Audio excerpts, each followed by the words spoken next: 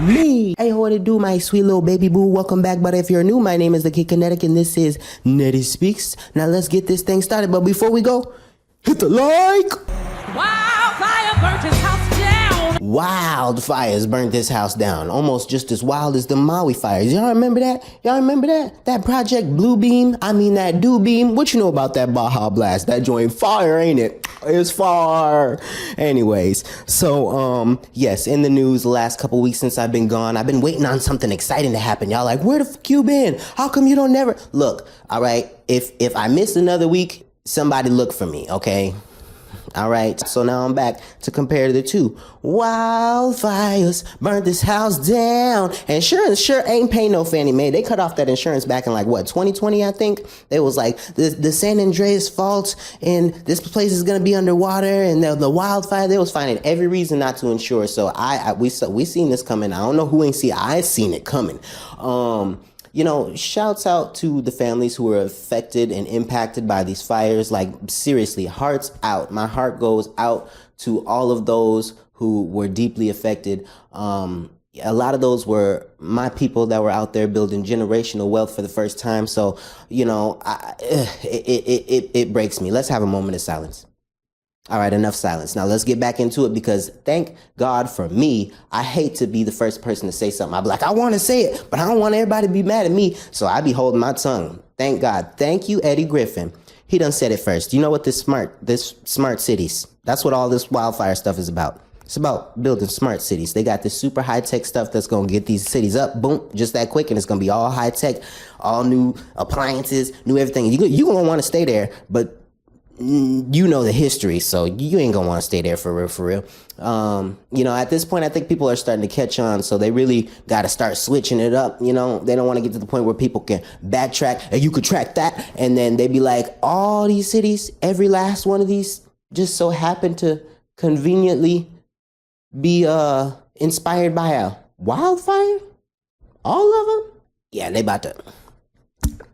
about to switch up the pace. So they're like, no, not all of them. You see here, Dallas, Texas, that was a bomb. See, not all of them. And see right over here, no, I'll just stop there at the I'm not going to run down the list, but Dallas, Texas better move around. In other news, TikTok was banned for the 45th time here in the United States. I tell you, the U.S. bans TikTok more than the CCP bans Bitcoin. Really? Like, at this point, I think they're about neck and neck.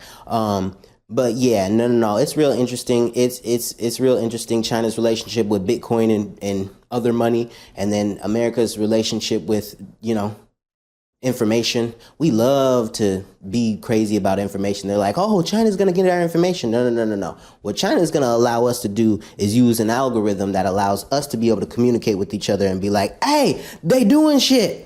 And that's the problem. That's why they had to change it. That's the real reason why TikTok went down for all of 12 hours. And we had how many ads by then? 1,200 ads. They was like, no, I can't take it. And then it came back on, and they was like, rest in peace. Goofy mup. But anyways, that's what that was all about. Ain't no more woke talk no more. Ain't nothing woke on TikTok. Show me some woke. Now, Trump's got a plan. He thinks could work. I think could work. But work for who? You know what I'm saying? If America gets to own 50% of TikTok, he thinks that'll take care of all the problems that we're having. But like I said, they already hit the reset button. Problem's already solved.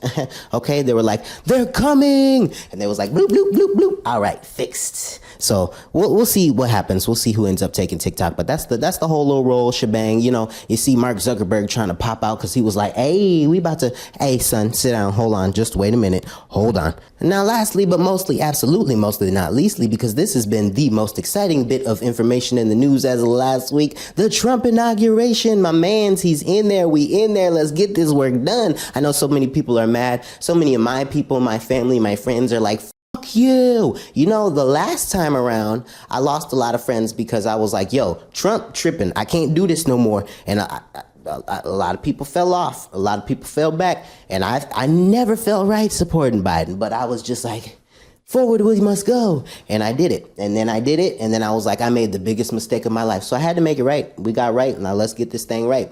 We are down to, well, TikTok's back. You're welcome. We can start with that. We got now two genders. You're welcome. I am, just like my man's Tyler the Creator done said, I'm that nigga and that bitch, so I'm not concerned. I am I am one of the Rainbow Coalition members that are not the slightest bit concerned about the genders. If you got another thing going on, that's on you. But me and all my trans friends are totally fine with that. We're good with it. I got a lot of women trying to be men and men trying to be women, but they're not trying to be I don't even know any non-binaries. You know what? Now that we're down to two genders, I identify as non-binary. Yes, get on my wave. Y'all don't know what I'm with.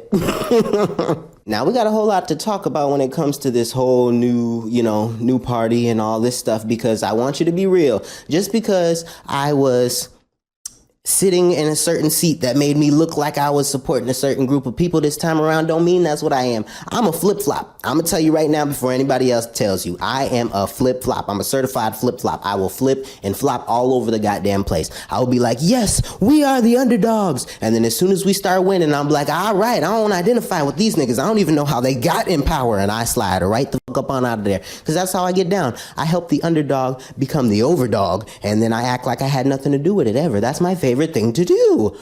Oh, yes. Anyways, so I want to say one thing that got more attention than the inauguration this week was right before Trump got sworn in, the whole Carter funeral. Everybody say, I know you saw that video. If you ain't see that video, hopefully I got time to pull it up. I'll clip it here for you if I do. But I will just do a quick run through. You saw them boys chummied up, and initially they were just sitting next to each other. They were just supposed to sit. There was assigned seating, I guess, and somebody thought it'd be funny to sit them next to each other. So they were sitting there trying to be cordial. I think Trump was the chatty horse in this situation.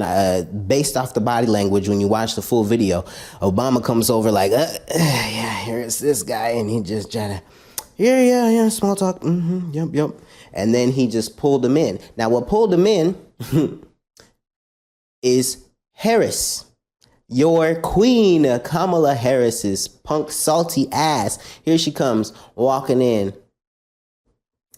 There they go. You go sit down, Doug. I'm not sitting next to these crusty Negroes. She was so bad. So she sends her husband to go sit by the man. She don't even acknowledge them. You're a vice president. Acknowledge these have been and is be presidents. Okay, it's all right. It's all right. It's all right. It's okay. It's all right. Let it go. Anyways, so she go over there, sit down, got a look on her face, and they watched her come over. They were ready to embrace her, and they just got the cold shoulder. It's like, damn, they look at each other. He's like, you saw that, right? He's like, yeah, I saw that. As soon as he opened his mouth, Obama, to say, you saw that, right? She turned around like, huh? What you saw? Huh? Okay, that's what I thought. She was giving sassy black girl. It was great. I was here for it. I was living for all of it. But yeah, it's very interesting to watch that video and see the body language. I thought that was great. That really tickled me. I was going to do a whole video on it, but I was like, nope, save it. I'm going to be with y'all. I'm going to catch all the moments now. We're not going to miss a beat. We're going to have a good time. Oh yes, the Elon. Before I go, I must say, there's been a lot of talk about Elon in the news and a lot of theories and conspiracy theories about Elon. I'm just going to go on record here real quick, and then I'm going to jump off and close with this and say,